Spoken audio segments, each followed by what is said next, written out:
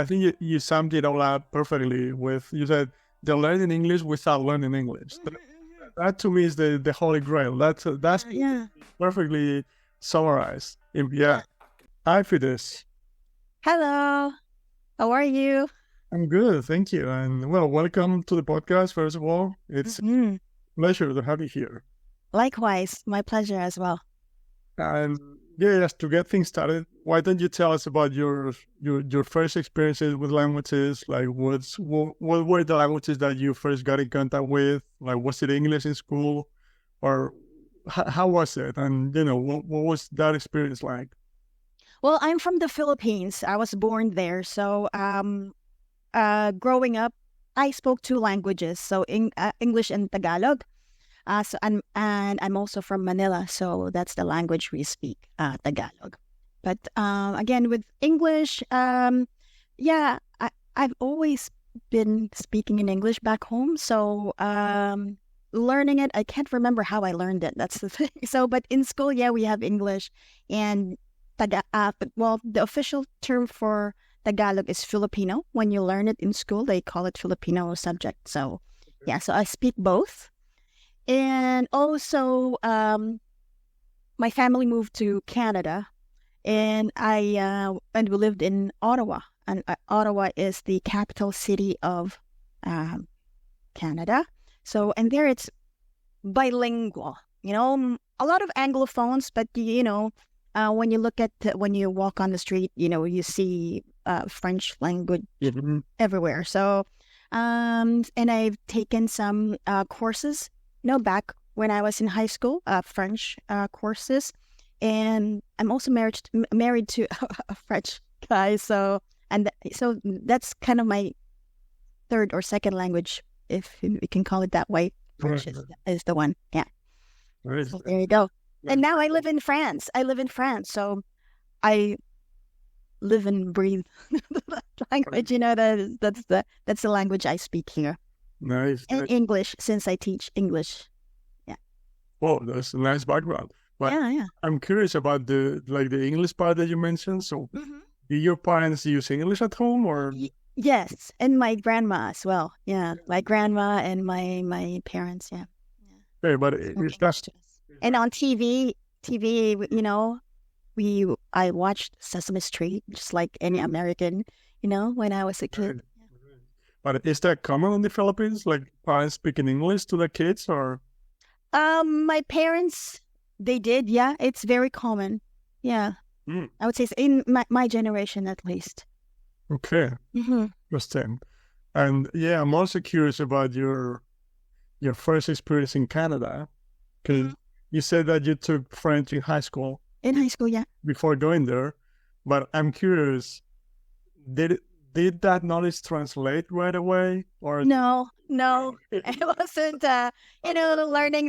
Learning the conjugations and all that. No, it didn't. So yeah, it was just a beginner slang level. So je suis, tu es.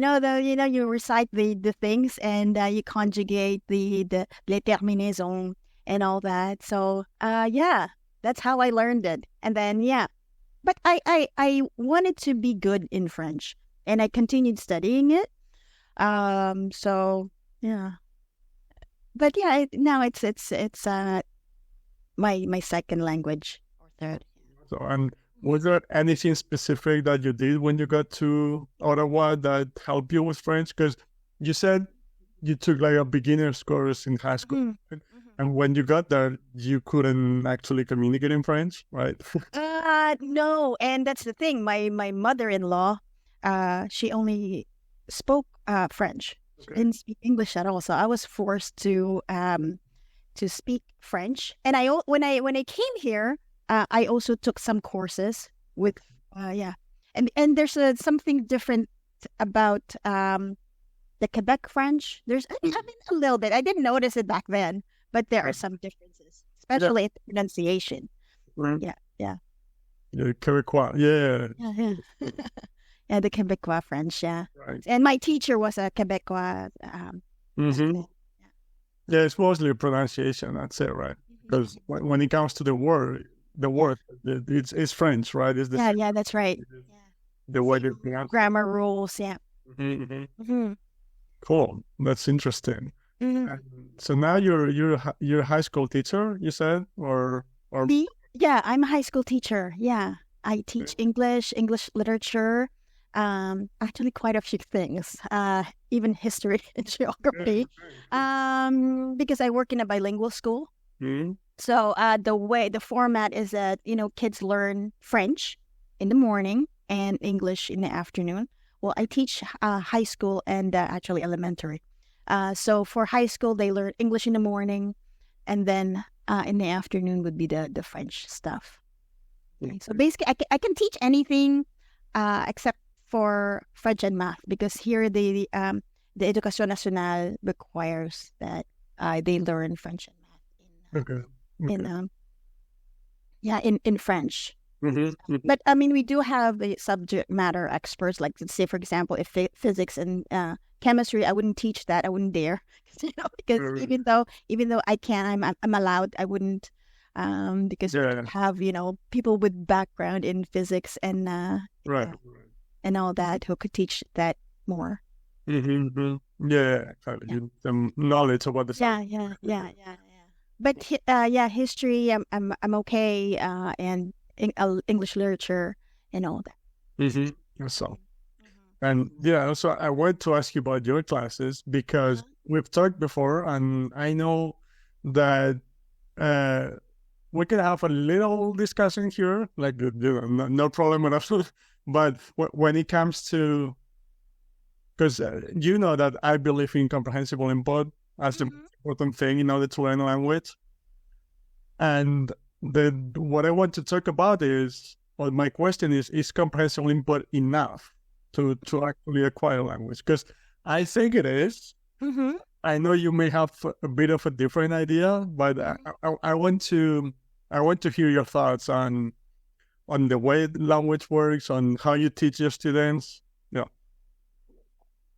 Um, well, the thing is, first of all, it's different when it comes to Tagalog and English. Mm-hmm. Um, Tagalog is a completely different beast, you know. Right, right, But right. in English, since they're French, um, it's very similar in terms of subject, verb, object. So right away, they have some kind of foundation already.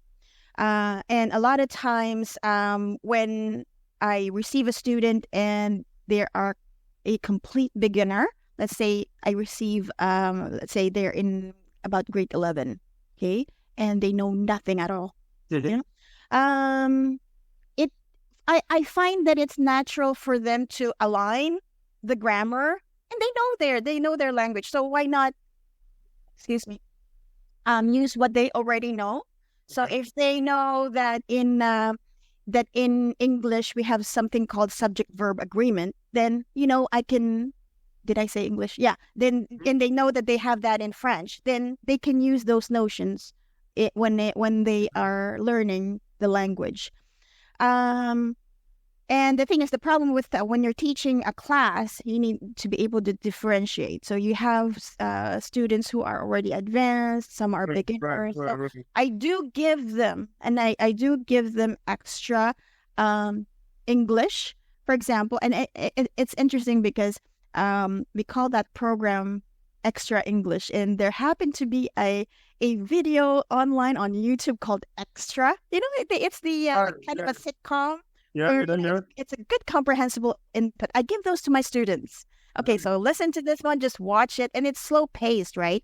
Mhm. So and I monitor them. Okay, how many videos, how many episodes did you watch this week, and all that, and talking to them slowly, so that in the same thing, when I'm talking slowly, it's in a sense comprehensible input, because I Yeah, don't yeah, get yeah. fast. Yeah, Okay, so that's yeah, yeah. yeah, so I do believe in comprehensible input, because again, it's just like the Albuquerque the Albuquerque example. You tell me something about Albuquerque, if you don't know anything about it, you can't say anything. So vocabulary is important. All those notion, and and all that. You need to hear it first for it to to be there. Exactly. Yeah. But again, comprehensible input for me is just one. I work on three principles: comprehensible input, spaced repetition, and varied review. I always check those three. And I know you're familiar, I'm sure, with all the other two. So spaced repetition is, sometimes I would introduce a concept. I'll cover it again the next day, and maybe I'll wait another week.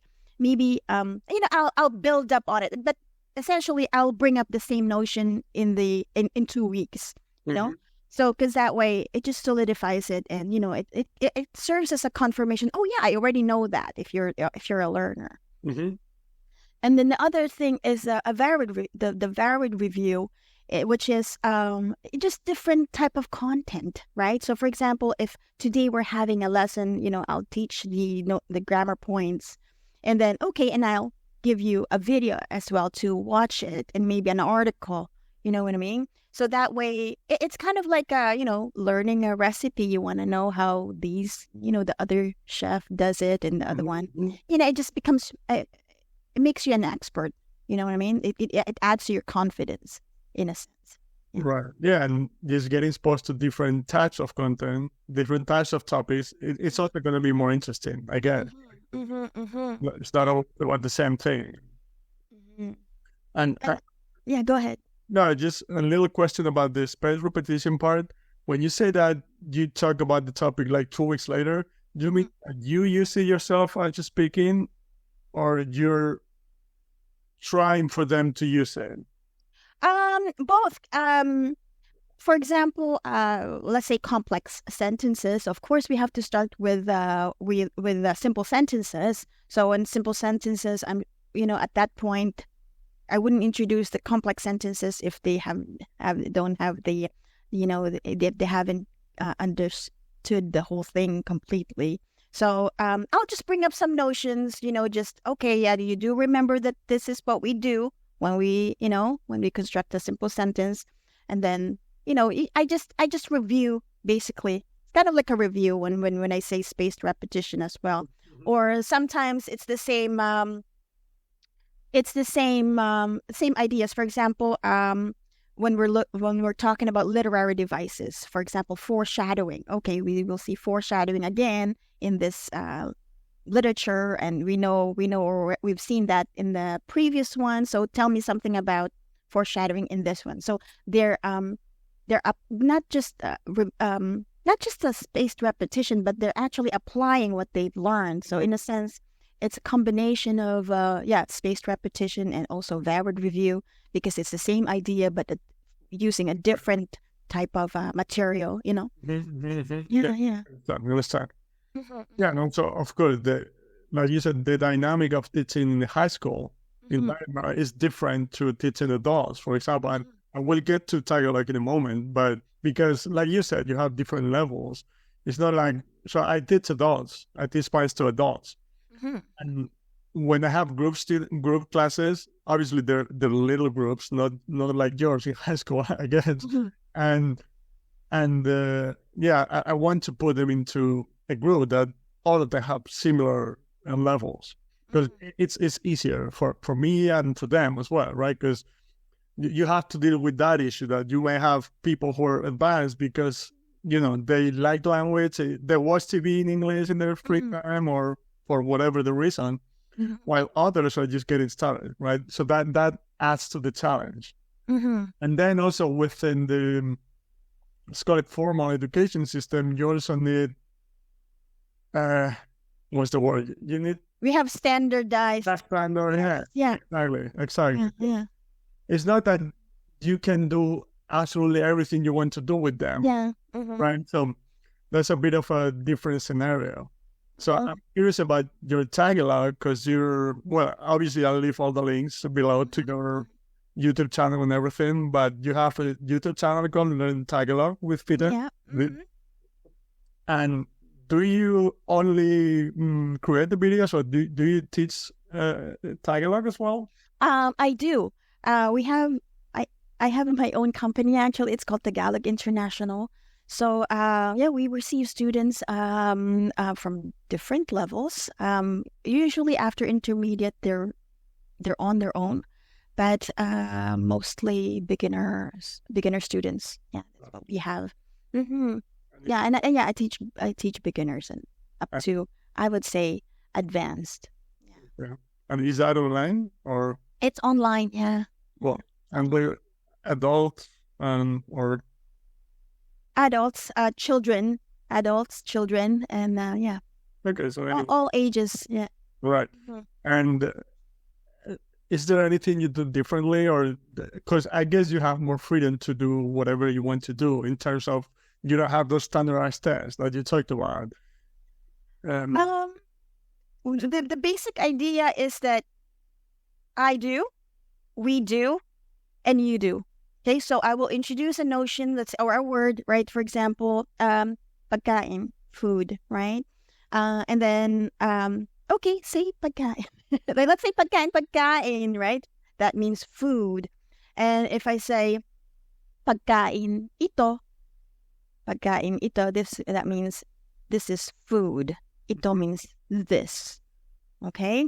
And then it follows the same notion used in the notions used in spaced repetition, because if I have introduced the word ito before, which means this, I'll just be repeating it, right? Pagkain ito. It's like plug and play. So that means if I say kape ito, kape coffee, right? So it's the same thing. It repeats. So there are lots of spaced repetition in there. You won't even notice. But yeah, it's that's how I teach. And then again, I introduce, we do. I'll get the student to repeat, just to make sure that the pronunciation is correct, and then I get them to apply it. Okay, so let's say okay, you've learned food, you've learned water. Okay, so how do I say this? And lots of pictures. So again, comprehensible input. You have the information, the input as a word. You have that, and usually I put it in red. So this is the word that we're learning. It's red, and then you have a picture of a water. Yeah, a glass of water, and yeah, you just pair it. And yeah, it sounds simple, but again, they need to practice. That's the thing. Mm-hmm. Yeah, that's the part I want to get to, because obviously, again, it's Tagalog, so it's different than teaching English, because I guess your Tagalog students, most of them, they know nothing about the language beforehand, or they started with it a little bit, but it's so different to the native language that it's just different to teaching English, right? Because your English students, they've been in contact with English somehow. Yeah. Some have been more in contact with it, others not so much, but even if you don't want to, you're going to get exposed to English, right? You're going to get in contact with the language. But so I see a lot of things that I really like, that are interesting, that the thing that you're sharing, this is water, this is coffee. But I'm curious, so when you say this is coffee, what you said, the first time, do you tell them what you just did, that this, I forgot the word, like this word means this, or do you show it? Yeah, it's a word. Yeah, so ito, it's written. Ito, or sometimes it can be, if the student is too young and they cannot read yet, then just ito, right. Ito. Yeah. Right. So, yes, your question? Yeah, because I want to understand, like, so you said ito and you say coffee or water, but so if you write it down or you tell them, do you translate it? So do you tell them ito means this, or do you just show them? So let's say kape. Okay? And then you say, so kape ito. So it's something like that. If it's really, if it's a kid, right? So, but if it's an adult, they'll get bored just be doing all the gestures, right? But if you're looking at it from the comprehensible input perspective, then you have the gestures, you have the props, you have the voice. The word is actually just it's something extra. It's like the fifth element or something like that. Because, you have my voice, you have my feelings, you have the object, you have Right. my gestures, you have, my the sound. Yeah. So there's Yeah. there's a lot coming in. Yeah. Exactly. I like that. The reason why I'm asking is because I think like just showing it and using, like you said, gestures or objects to help them understand, to me, it's more natural, and I think it's better for them to learn this that way, as opposed to, because sometimes we as teachers tend to use the translation right away. Like instead of you showing it and speaking Tagalog, say that, oh, esto means this. My fear with that is they're going to be, whenever they want to communicate or whenever they listen to the language, they're thinking about the word in English or French, whatever their native language, as opposed to just the mental representation of the object or the phrase you're using.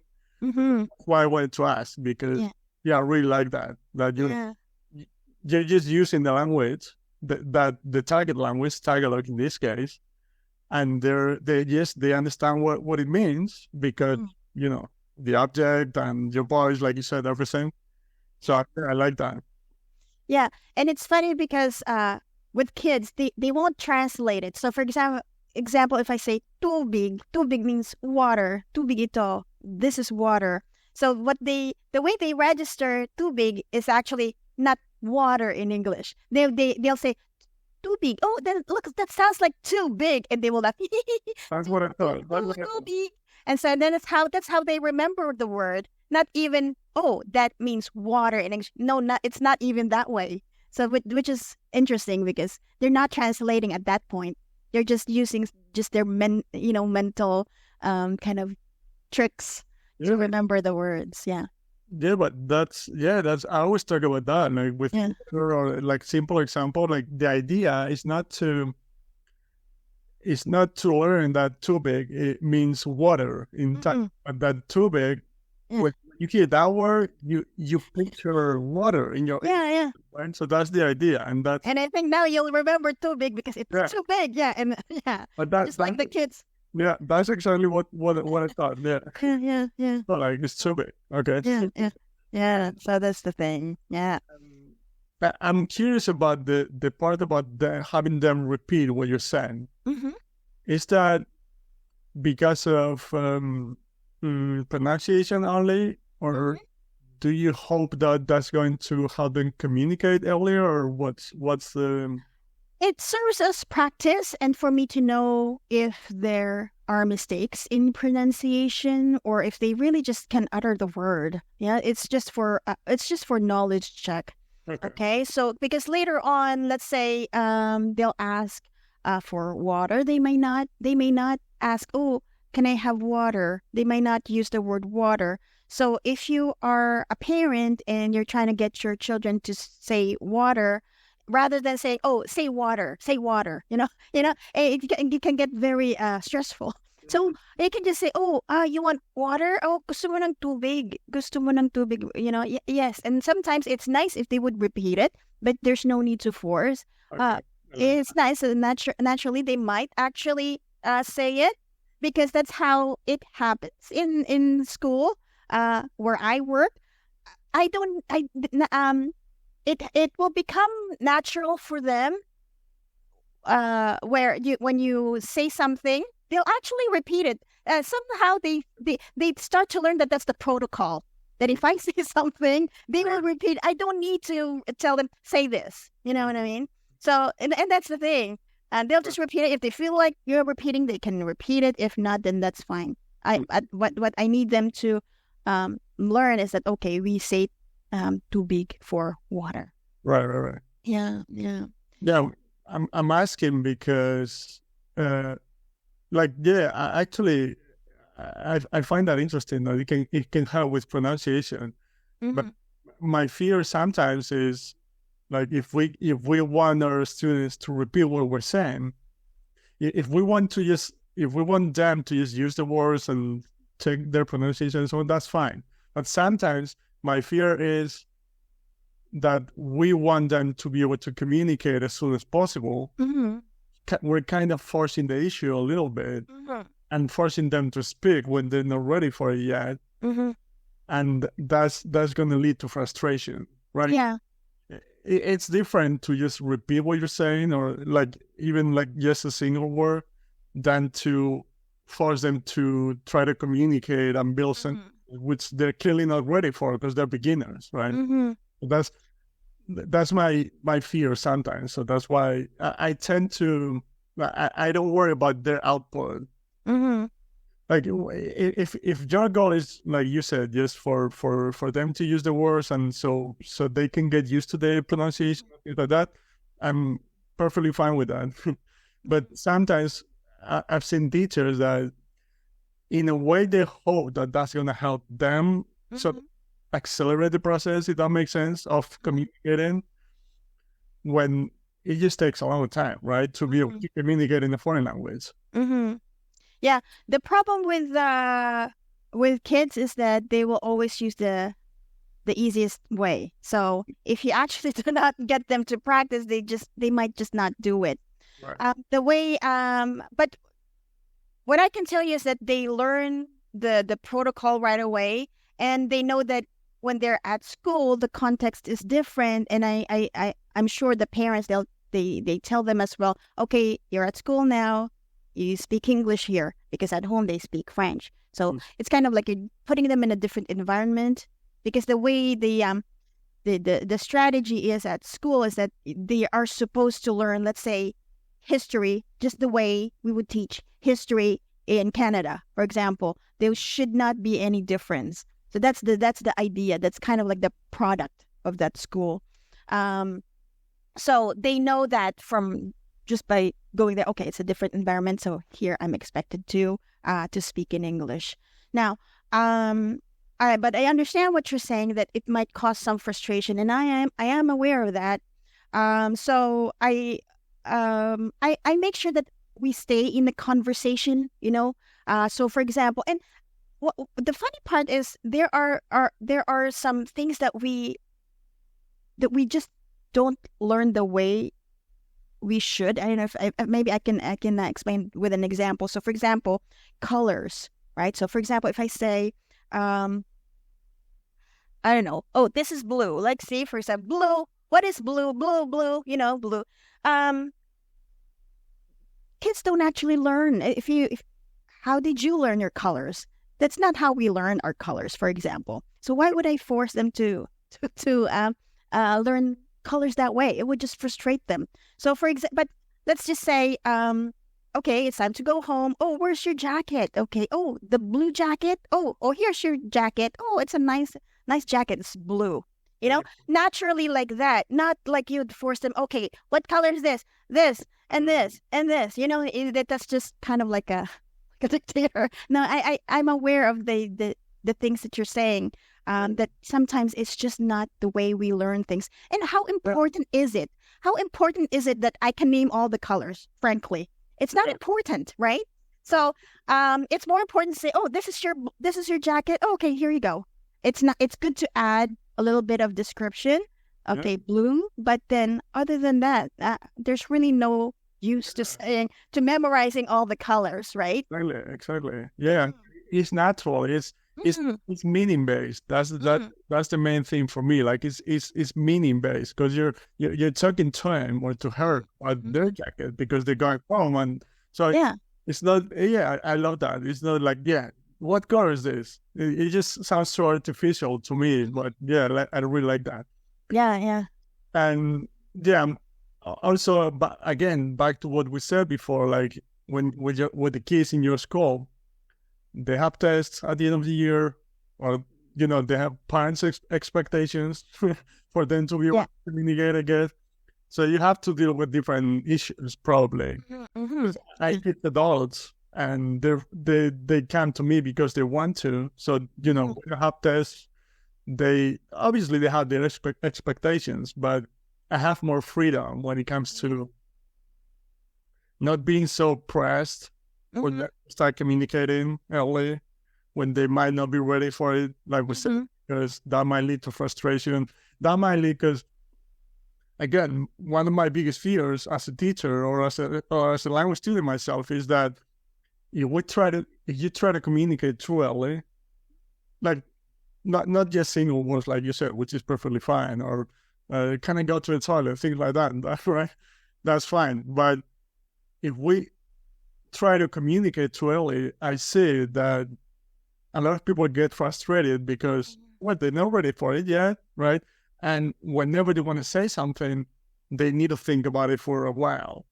And they need to consciously recall things, and they have that sort of hesitant style with a lot of pauses, and that leads to a lot of frustration. That's why I'm talking about this specific topic, because I'm also interested if you have an example of, well, first of all, when you were talking about your kids using English when they get to school, but how much do they communicate?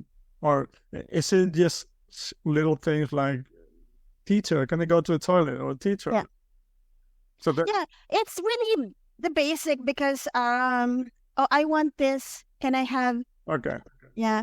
And it's funny because at the end of the day, we measure their behavior if they've been good in class. And that's actually how they learn their color. They can get green if they're good, if they haven't been too noisy. And then they'll learn right away. Oh, can I have green? Can I have green? See? Okay. Not without getting them to recite all the colors. They know that green is, they can get green at the end of the day because they've been good, right? So, just simple sentences like that. Cool. And then for the rest, it's just me speaking in English, and they'll just, whatever they can love that. Yeah, understand from what I say, then. That's awesome. Yeah, I love that because what a student needs at the end of the day, they need to listen to target language, right? Yeah, that's right. In simple words, that's how you get the language in your brain. Yeah. Right, like what you said about Albuquerque. If you've never heard of Albuquerque, you can't say anything about it, right? Yeah. And actually, with kids, they love songs. There's something about songs, they can, like for example, this my plan for our Christmas show is to get them to sing "Give Love on Christmas Day," right? And that's a long song. And we're talking about kids who have not, September, some of them, they have not, they're complete beginners, no English, zero, right? So, but I can just imagine them singing. I'm confident that we have 5 weeks to practice before our show, our Christmas show. And I'm confident that they will actually learn it. And how many stanzas are there? There's a natural thing about songs. So let's not forget that. So, songs are good, and, you learn syntax, you learn grammar, you learn, there's something there. And I guess, especially, okay, I don't like saying this, but sometimes we do those kind of routine things like, this is an apple, just an example, but again, like, ta, ta, ta, ta, ta, ta, ta, ta, ta, there's musicality in language. And then, yeah, it's not just words like ga, ga, ga. And even in Tagalog, you'll hear Tagalog is like that. Da, da, da, da, da. Even in French, like you can tell English, you can distinguish between, the sounds. Like English like wah, wah, wah. But French like woo, so you can hear there's something about it, right? So I incorporate that. I try to use that principle, the musicality of words in my teaching. Understand. Because we all love music to some extent. Yeah. It's enjoyable, so that always helps. That's one of the things that I always talk about, like with songs or stories or whatever it is. You're actually going to learn the grammar, syntax, like you said, naturally without you paying attention. But like, again, back to the example we talked about before, the blue jacket. You're focusing on meaning. Exactly. And they're actually going to learn all the other stuff, the grammar, and without being aware of it, which is the ideal scenario for me, right? And songs, I think, are a good example of that, because they just like the song, they're interested in it, And yeah, you like Yeah. that? Yeah. And context is important because, for example, when it's recess, we know in my class, okay, if they're the first one who gets ready, they'll say, "Oh, can I be a line leader?" Line leader. Like who would use that word? Like, and who would use that term? You wouldn't give that to a beginner, right? Because it has no use. But line leader, there's the word line, there's the word leader, but it's just a vocabulary that we use when it's recess or when we're going to the library. Oh, can I be a line leader? Can I be a line leader? You know, but they just learn it naturally. Actually, I didn't have to repeat it many times. Maybe I repeated it once or twice. Okay, at the beginning of September. Okay, I need a line leader. Okay, you're the line leader. Okay, you go in front, right? And right away they'll understand the concept. And oh, line leader. I want to be a line leader. So I need to learn that word so I can next time I can ask to be a line leader. And they learn it. And there's also this notion of the need. Okay, the need of using that word. Okay, I need to know that because I need to learn the word green because if not, I can't ask for green when at the end of the day. You know what I mean? There's this need. There's this immediate need. And I think it's true for adults. So let's say, oh, I need to go to Spain next week. I need to learn at least the basic expressions, right? So there's this immediate thing. And I think there is a language, I don't know, expert or teacher or a linguist or something who said that, that the immediate factor is something that is, it's a component in learning this whole. Okay.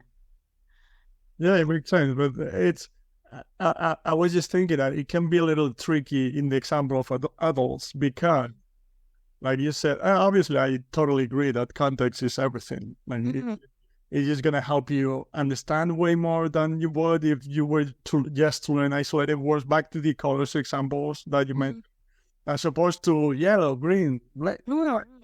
Using real life examples in context is gonna help them understand what you're saying first of all, and later on actually remember those words. Yeah. But the trick with the example and adults that you said sometimes is so okay. One person from Paris, they're going to Spain next week, like you said, and they want to learn the basic expression, which is perfectly fine. The only issue sometimes is with kids. It's a controlled environment, right? So they'll what they need immediately, like you said, like they're gonna say that like, I want to be a line leader, like you said, and that's good. But the problem with adults and real life is they're going to Spain, they're learning basic words, but whenever they get to Spain and actually use those words, okay, that's fine. But then the other person is gonna reply. That's the thing. There's nothing, but that's the whole idea as well with comprehensible input. If the content that you're using is from videos, right? It's not natural, right? It's not natural unless you're looking at vlogs or videos like this where people speak slowly. Then that's fine. But the problem with comprehensible input, depending on the content, right? Well, it's not natural. So okay, and there are many ways of answering this. So they may not answer the way you learned the expression.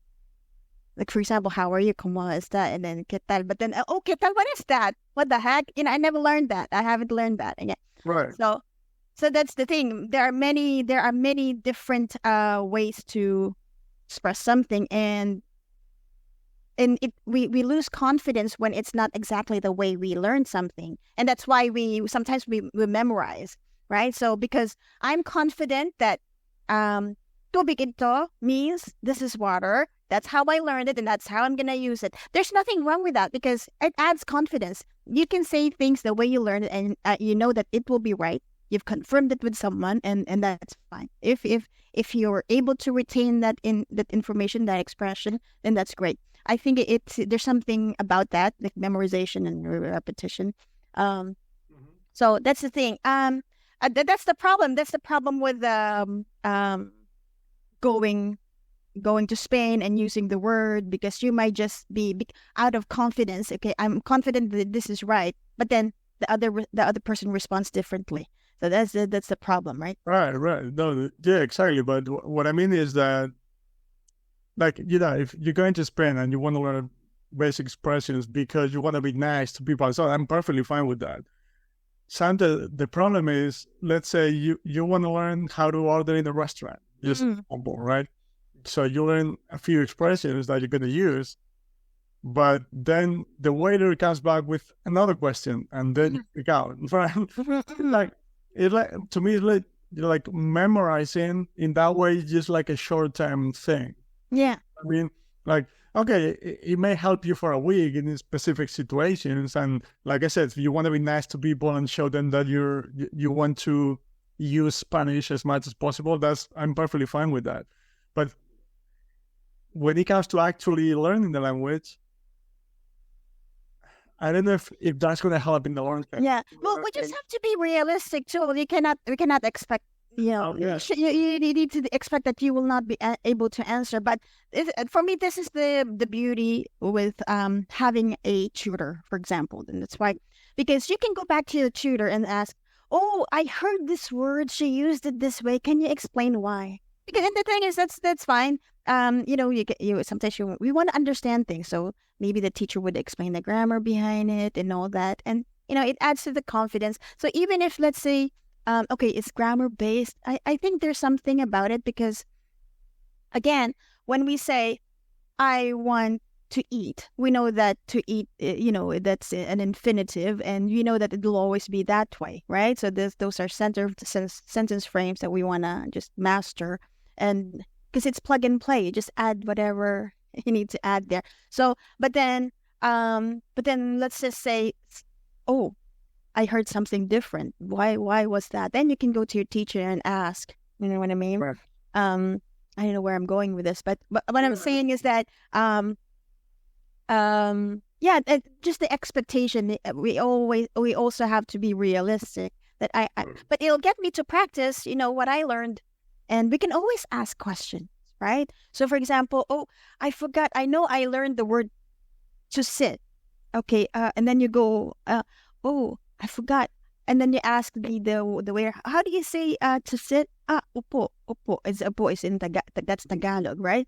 And you'll be surprised actually that upo, as soon as you hear it from someone live, it might actually get retained. It'd be more memorable. Yeah. Yeah. Actually, yeah. Something like that. Okay, gusto kong umupo. So there's this upo is the root word, but then it's an and then we work with affixes in Tagalog. So gusto kong umupo. So upo, the word upo is there, but let's just say you only learn that's the problem. Sometimes in Tagalog, you only learn the verb and you only learn the root word, not the full conjugated word. So that's going to come with context and with the language as well. Yeah. But then again, it serves as, okay, varied review. Okay, now I'm hearing it from a different source, and there's nothing wrong with asking too.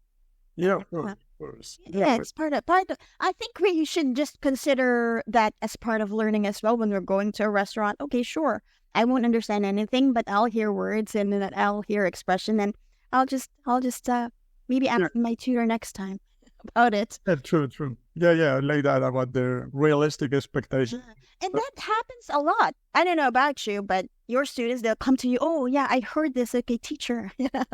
Yeah. Do they do that with you? I'm sure. Yeah, of course. But there's one little nuance about that when you said I want to eat, or sometimes I have the feeling that if they ask me something or whatever the situation, if I tell them consciously, like not meaning based like we talked about, but just I want to eat. So why do you use the whatever the question? If I tell them consciously, again, like focusing on form, they're going to understand right away. They're going to calm down right away. So they're going to be like, okay, perfect. But that doesn't mean they're going to be able to use it later.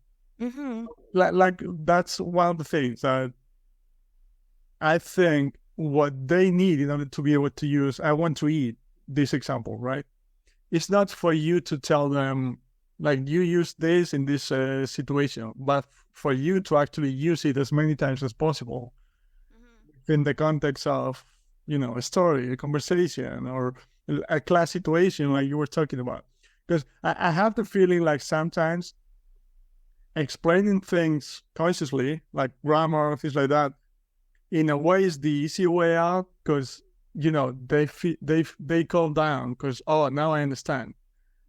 But I think that there's a gap between actually understanding a rule or something and then being able to use it. Because again, another one of my fears is I, as a language student or my student, whoever that is, you may understand a specific structure or whatever that is, but that doesn't mean you're going to be able to use it in real time, in a real time conversation. Because many times you need time to access those rules. Right? But if you're writing an essay that you have time to think about it, that's fine. But in the real life, real time conversation, it's not going to come out naturally at the beginning, right? So I don't know where I'm going again, but it's something like if you want to be able to actually use a specific structure or just communicate in a natural way without having to consciously think about it, is telling them consciously going to actually help them?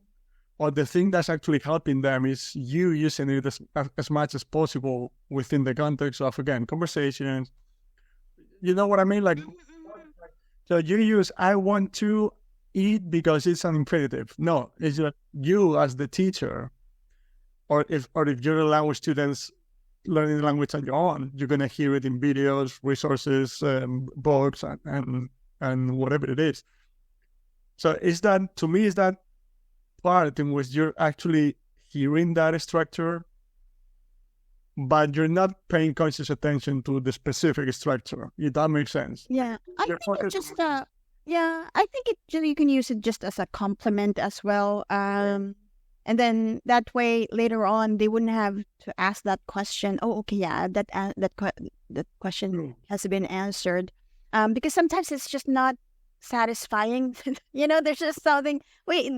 And the thing is, we learn things from school, and when we're at school, we wanna, we wanna understand things like, okay, what is a Pythagorean theory, and 2 plus b, what is that? Okay, am I just supposed to recite it that way? Okay, so you wanna imagine it. Okay, that's the right triangle that way. Okay, so etc. So you wanna add meaning to it again. Okay, so because if you just recite a squared. I don't know. I'm just uttering whatever, right? I'm not a mathematician. So let's just say, okay, a squared plus b squared equals c squared. I don't even know if that's the right the thing. But you want to imagine it. Okay, what does that mean, though? Is that the right? Because, it has to have a right triangle or something like that. So you want to have that vision. You want to have that understanding.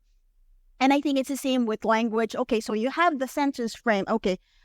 Too big ito, but you want to have that mental representation as well. Okay, so that's why you need context, you need meaning. So just learning, it's not just some letters and words like a squared plus b squared. What is that? And how am I gonna use that? Especially, that's the right. Yeah, exactly. But that's why I think when you're using like a natural conversation, where meaning is the focus point. Without them paying attention, they're going to build that mental representation that you're talking about. I mean, like, I know that conscious part can have its place. I'm not saying it's useless. No, I'm not saying that. But like my personal problem is whenever there's some sort of conscious learning, I get back to my school days, right? And I know for whatever reason, I didn't enjoy that type of learning at all. Like now as an adult, I love learning new things. Like I'm doing it on a daily basis and I love it. But there's something about consciously learning things because you're going to be tested that makes it not enjoyable at all for me. Yeah. Too much pressure. Right? Yeah, exactly. And so I keep getting, I keep reminding myself of those those like back in the day when you memorize or you consider learning things in order to pass the exam. But a week later, you didn't even remember what it was about. Yeah, and that's the thing. I agree with you because some students are good at it should end with ed. They're good at that. They're good in writing tests, right? But then you talk to them and they cannot utter an expression. That's not a good thing. Exactly. Yeah, that's Sometimes we just become good at writing the test. exactly. Yeah, it's just, I mean, and for me, this works for languages and any other subject. Yeah. But again, sometimes I might be, I was going to say like a bit more radical than I should, because it's just, I didn't enjoy that at all. Like that pressure, because to me, that's not learning for the sake of learning. That's learning for the sake of passing an exam or a test. And that's it. And a week later, I was going to say a month, but no, a week later, you don't even know what it was about, and you don't remember anything about that specific subject. And to me, if you're teaching the subject, I know as a teacher within the school system, you have tests. So I'm not, this is not about teachers, okay? But what I mean is, it's more about the education system as a whole. I don't know how much we're helping students if all they care about is passing tests. You know what I'm? Because so I think they're not gonna remember what they learn if they learn that way. That's the first thing. But my biggest fear, about that is they're gonna equate learning with suffering, with that process. That's why, I've been thinking about this a lot recently. That's why I think like a lot of adults, when they leave the education system, they graduate from high school or college or whatever that is, they don't even want to hear about learning something. You know what I mean? Like they've demonized it so much that they've associated the idea of learning with that when they're 30, 35, 40, they just don't want to learn anything. They develop an aversion to the yeah. And conjugation tables, right? Yeah. For example, yeah. But this is not just about language, but like education as a whole. And again, that's one of my fears as well, because I actually understand why adults don't want to learn anything else. Because but anyway, it's not related to the topic, but little rant here. But yeah. But how do you do it in your class, for example? So okay, you have an hour, and what do you do? What do you do? Because normally, okay, I'll let you describe what you do in class. So mostly we create stories. Okay? And again, the good thing about stories to me, before we get into the actual teaching, is first of all, we communicate through stories all the time. Yeah, okay, good.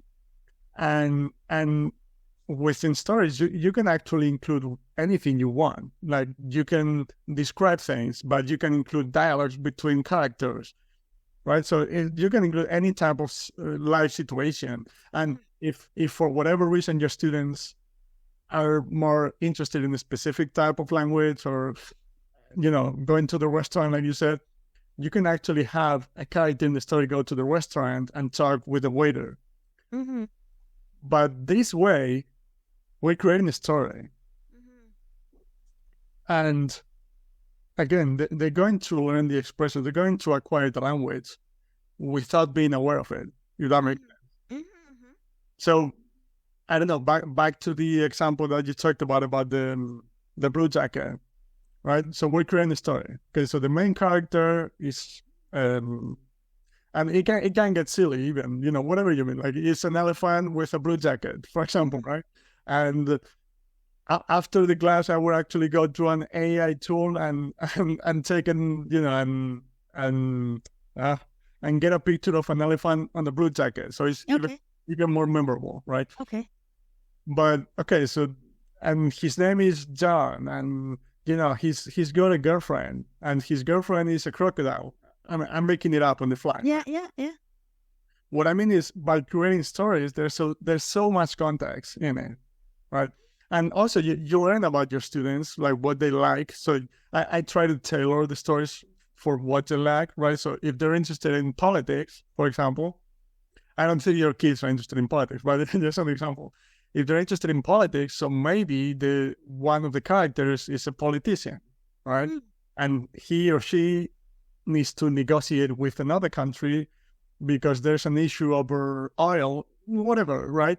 But like you also adjust to what they like, right? Yeah. And then the expert, like I actually like to go freely when it comes to the expressions I'm using, because I know that if I communicate naturally in Spanish, the most common expressions are gonna come out naturally, right? So I don't even target specific structures, but that's just me, right? I'm okay with what I mean is if I want to target specific structures, instead of just giving them to my students, I'm just going to use them myself a lot during the story, right? Yeah. But I personally don't target specific structures because I know that naturally, as I adjust the way I communicate so it's comprehensible for them, I'm going to use the most common verbs, the most common expressions naturally, right? I'm going to talk about eating, about wanting, about going more often than I'm going to talk about hoping or, Yeah. wondering. You know what I mean? Like, it's just, but again, I'm okay with, so you want to use specific structures or target them, that's fine. But my biggest point is not to give them the expressions or talk about form, but use them yourself in the context of a story, for example. But sometimes we just play games. For example, we just play board games. Board games are actually interesting because you play on a turn basis, so you have time to explain things. So we just playing a game, like, I explain the rules in Spanish. It's really visual because you have the actual board that you can look at. Explain. So you have 4 or 5 different options. You can go here and gain resources, for example. You can go over there and perform this action. Just the main idea, like I use stories most of the time, but the main idea is to use real life communication, in which meaning is the most important thing. Yeah. Yeah, I agree. I agree because I like the stories, and also what I like is teaching science to kids because they love it. For example, they may not know relative pronouns, but they know that, okay, dolphins are mammals. Dolphins are mammals, and actually, yeah, same thing. Oh, how do they breathe? They have blowholes. And sometimes I will give them pictures, circle the blowholes, and things like that. And circle, a language that they will just learn naturally. So we will look at, and that's the thing. Okay, I want you to classify the animals. Okay, in this box you put the birds. In this box you put the mammals, and in other words, they're learning English without learning English. You're just learning concepts. Because this is how you'll know that they have actually learned English, because, oh yeah, okay, so birds, they go here. I understood the instruction. So teacher said, put the birds here. So I will put this bird here. Okay. So not that will tell me that they've understood. And if I say, okay, blowhole, they circle the blowhole, and they will do the circling, and especially with the gesture. Okay, circle, and so they understand it that way. And then following the instruction, that tells me that they've understood the expression without even, sometimes, because it's a feedback to me, right? So even though they're not saying the word circle, I know they've done it. It's an indication that they've actually they've understood the word. And I say that's the output from them doesn't necessarily have to always be words. So, yeah. I love that. So they will just learning about for example, dolphins. Let's say I'm going to talk about dolphins today. Even if, let's say, the word blowhole is not something that they'll use in the immediate environment. Oh, they've learned it, just like the line leader. They know the word line leader. It will register. Oh, blowhole. Yeah, I know what that is. Next time I go to a zoo and there's a dolphin, I can talk about dolphins. So anyway, parents would know it anyway, that this is our topic for this week. And they'll review it with the kids. Maybe they'll watch videos and all that. So again, with the word blowhole, you can associate verbs like breathe, right? They breathe. They have to go up and go on the surface so that they can breathe, right? Because they need to put their blowhole where well, there's so much contact with air, right? So they'll learn water, they'll learn air. There's just so many things. Yep. Yeah. Well, I think you summed it all up perfectly. You said they're learning English without learning English. That to me is the holy grail. That's perfectly summarized. Yeah. That's, and even when you're saying that, okay, so dolphins have a blue hole, right? Yeah. Even if they're never going to use that word. Imagine they're never going to use that word, but as you're talking about it, you're using expressions that they are going to use. That dolphins have. So that. But again, they're so interested in meaning in the topic itself. They kind of forget that they listen to a foreign language. Yeah. That's the most important aspect for me. Yeah. And I love that. Yeah, like awesome. Yeah. And they have lungs, just like humans. We have lungs. And then you can talk about humans without them realizing. And that's the thing. Well, it's easy actually for if you're a francophone, because lots of words, human, dolphin, and it's already there. So it's just almost like just a different pronunciation for them, Yeah, I was just thinking that if you have some kids or students that like drawing, it could be interesting. Like the thing you were mentioning about their circling the blue house, and you can even create stories or talk about things that they have to draw. And if they like drawing, they're gonna have a good time. First of all, they're going to be they're listening to English, so they're gonna understand. I mean, they're gonna learn the language. And you're going to get the feedback that you were talking. Because if you're talking, okay, so dolphins have blue holes, and the students actually draw the blue hole. Okay, they understand what I'm saying. You know what I mean? Yeah. Back to your point, that's really interesting as well, that the feedback doesn't need to be words all the time. Yeah. And easy instructions.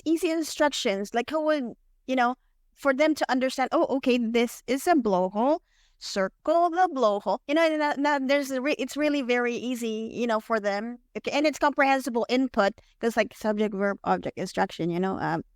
Imperative. They don't actually need to know those things, right? But sometimes we just pound students with these kinds of things. Imperative, okay, instruction. But really, sometimes we actually don't need that, right? There you go. No, that's what I think. So I think kids don't care about it. They don't. And adults, we do, but I think we're temporarily we come down because okay, so now I know, but that doesn't mean that's actually going to allow you to use it later. That's my okay. Interesting. So to wrap things up here, any final message for language students or for language teachers? Anything that you think could be useful? I think we can. I use the three principles. Comprehensible input. We've talked a lot about that, and also spaced repetition. Sometimes we just really have to go back to the notion or the vocabulary because we will forget. And memory is an important factor. So you have the content, which is the incomprehensible input. You need memory, and to work with your memory, you need spaced repetition and your confidence. You need to work on your confidence. And for me, that's when you have the varied review. It confirms, okay, oh yeah, I heard it that way. Oh, you can say it differently. Okay, then that's great. It adds to the confidence when you have different, ways of expressing something. Because again, like you said, you learn it a certain way and you go to the restaurant and they're saying things differently. But if you look at that varied review, let's just say, how do you cook a spaghetti? A chef might do it differently, and then a home cook might do it differently. But seeing both, it adds to that the variability of ways of expressing something, right? So I think that adds to the confidence, and we need to be confident when we're speaking, right? So yeah, those three principles I always, okay, check, check, check. And also there's what I call teacher talking time. So for example, if it's one-on-one, it's easy because you want to make sure, okay, if you have 1 hour at the beginning, you want to make sure half is dedicated to just like, you talking because they need to hear you. And then the other half, you want them to practice, right? You want to hear them speak. Because the comprehensible input, you can do that outside, right, of your class. So your class, you can use it for also practice. And as the student becomes more advanced, the teacher talking time should be reduced. So if for advanced students, I would say 70% for the student and only 30% for me. I'm just confirming what they're saying. So we have to be aware of the talking time, I would say. So that's when you're in class, that's with a teacher. And also, there's also this notion called language parent, and what's interesting is that I have students whom I've been talking to or, teaching for 3 years, for example, and they see me as their parent because, I'm the native speaker of Tagalog, and they'll come to me and then they'll ask questions. We can talk about anything. I'm like their parent when it comes to language. And, you want to find someone whom you can trust, right? And, just be, not worried about making mistakes and, just your language, right? Because we do, when we learned our language, our mother tongue, how did we learn? We had our parents, right? Or adult, right? So in a sense, if you're learning a language, you need someone to be there, someone live, not just not just books and all that. I don't know. I think there's something in that because you want someone live. I don't know, just for me. But I know sometimes when it comes to hiring a tutor, there's you have to pay and all that. Sometimes you don't have to pay. It could just be a language exchange. There are ways, but find that person, your language parent. There you go. Would be fun. And it's more of a control environment as opposed to you going out there to the wild. No, just kidding. Yeah. And of real life, like back to your example of going to Spain, people in real life, not everyone's going to adjust to your needs. That's right. Right. So having the tutor or the language exchange partner, whatever that an environment in which you feel safer, especially at the beginning when you're first starting to communicate, and you're going to make more mistakes.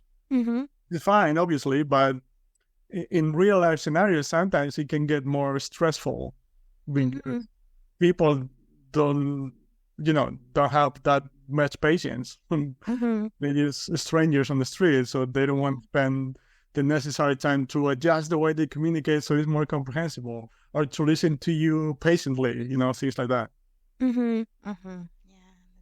All right. So, thank you so much. This was a great discussion. I love it. It's been a pleasure. Yeah. So, thank you for inviting me. Thanks so much for watching this interview. I hope you enjoyed it. I hope it was helpful for you. And if you want to know more about language learning, language acquisition, like, what's the best way to learn a language, ideas for language learning, the best resources at different levels. Here, you can find the whole playlist with all the interviews I've done so far with different researchers, teachers, polyglots, and so on. And finally, right here, you smash this guy right in the face to subscribe to my channel. I really appreciate it, and I'll see you in the next one. Bye-bye.